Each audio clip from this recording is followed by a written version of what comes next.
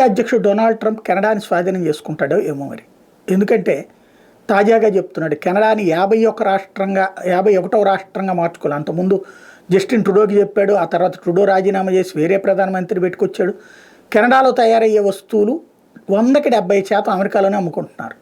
కాబట్టి అంత అమ్ముకునేటప్పుడు మీరు మొత్తం మా దేశం మీద డిపెండ్ అయినప్పుడు అట్టెందుకు, అందులో అక్కడి నుంచినే కెనడా నుంచినే అమెరికాలోకి వలస వస్తున్నటువంటి వాళ్ళ సంఖ్య ఎక్కువగా ఉంటుంది.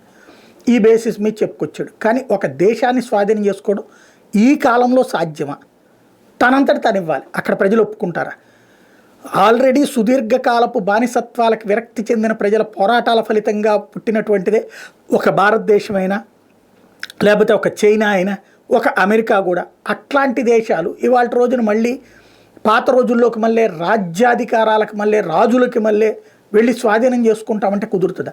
ఆఫ్ఘనిస్తాన్ అనే ఒక బచ్చా దేశాన్ని అక్కడున్న ప్రజలే తాలిబాన్లు వద్దనుకుంటే వాళ్ళని 20 సంవత్సరాల పాటు నిలకడగా నిలపలేకపోయిందే అమెరికా.